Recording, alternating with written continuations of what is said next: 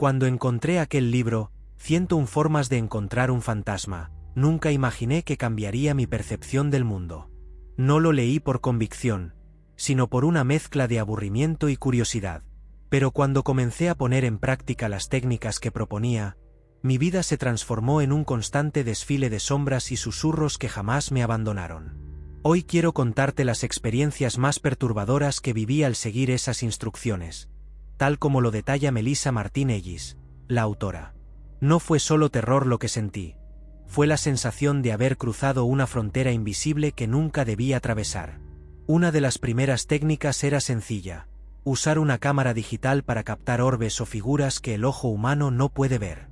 Una noche, en el parque más antiguo de mi ciudad, decidí intentarlo. Tomé cientos de fotos sin esperar nada, pero al revisarlas más tarde, mi estómago se encogió. En varias imágenes aparecían pequeñas esferas de luz flotando cerca de los árboles, pero lo que realmente me asustó fue una figura humanoide borrosa que parecía mirar directamente hacia la cámara. Lo más perturbador fue que no estaba sola.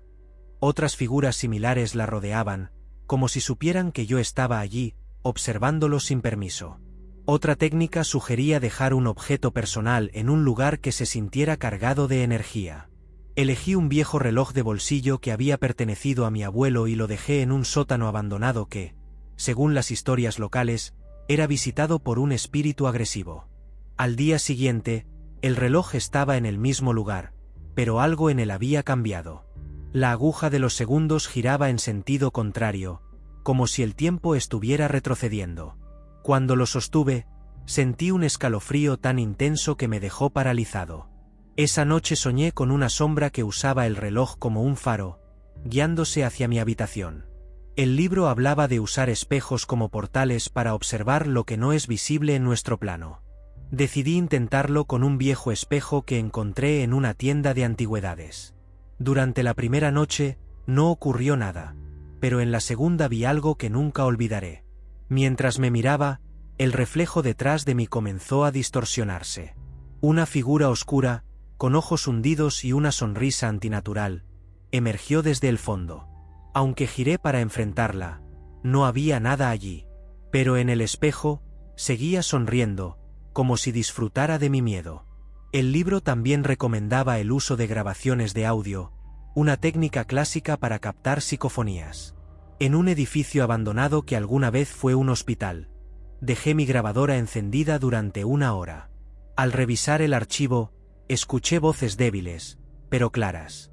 «Vete, antes de que sea tarde», susurraba una mujer. Lo peor llegó al final, cuando una voz masculina y gutural dijo mi nombre, alargando las sílabas como un canto macabro. No sabía qué era más aterrador: que algo supiera mi nombre o la certeza de que no estaba solo. Una técnica menos conocida consistía en colocar harina en el suelo para detectar huellas. En una antigua casa que se decía embrujada, esparcí una capa de harina en el pasillo. Cuando regresé horas después, encontré marcas de pies descalzos que se detenían justo frente a mi habitación. Pero lo más inquietante era que las huellas no pertenecían a un ser humano. Eran demasiado largas, con dedos delgados y alargados como garras. Esa noche, no dormí. Una de las prácticas más arriesgadas del libro sugería usar una linterna para comunicarse. En mi departamento, apagué todas las luces y coloqué la linterna en la mesa, girándola apenas para que pudiera encenderse fácilmente. Comencé a hacer preguntas, sintiéndome ridículo al principio. Pero cuando pregunté si alguien estaba allí, la linterna se encendió sola. Mis manos temblaban cuando pregunté si quería algo de mí. La linterna parpadeó 2 veces, como si dijera sí. Esa interacción continuó durante unos minutos, y aunque quería parar, no pude. Era como si algo invisible me empujara a seguir. En un capítulo del libro, se explicaba cómo los fantasmas a veces manipulan aparatos electrónicos. Decidí usar mi televisor como prueba, dejándolo encendido en un canal de estática. Después de 1 hora de escuchar el ruido blanco, las ondas comenzaron a formar figuras. Primero fueron sombras amorfas, pero luego se convirtieron en rostros. Uno de ellos, una mujer con ojos vacíos, parecía moverse hacia mí. Apagué el televisor de inmediato, pero incluso apagado, seguí viendo su rostro en la pantalla negra. Otro método, aparentemente inofensivo, implicaba dejar notas escritas en lugares cargados de energía. Escribí, ¿quién eres? Y lo dejé en una vieja mansión. Al regresar, encontré una respuesta escrita con una caligrafía temblorosa, soy el dueño. Lo curioso es que la tinta parecía fresca, como si alguien lo hubiera escrito minutos antes. Desde entonces, cada vez que paso frente a esa casa, siento que alguien me observa desde las ventanas. Una técnica menos conocida era usar el viento como señal. En un cementerio, llevé pequeñas campanas y las colgué en las ramas de un árbol cercano. Según el libro, si un espíritu estaba presente, haría sonar las campanas. Aunque no había viento esa noche, las campanas comenzaron a moverse, creando un sonido irregular, casi frenético. Era como si algo invisible intentara llamar mi atención. Finalmente, intenté una práctica que el libro solo recomendaba a los más valientes: dormir en un lugar conocido por su actividad paranormal. Pasé la noche en una casa donde, según las leyendas, una familia entera había sido asesinada. Esa noche, sentí que alguien se sentaba en la cama junto a mí.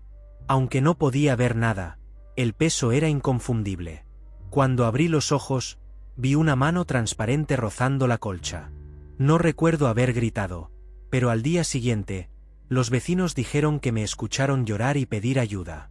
La autora del libro tiene razón en una cosa: los fantasmas no se involucran directamente con nuestro mundo.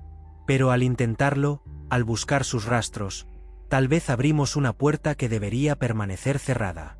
Y ahora, cada noche, me pregunto si lo que estoy escuchando desde el rincón más oscuro de mi sala es real, o el inicio de algo mucho peor.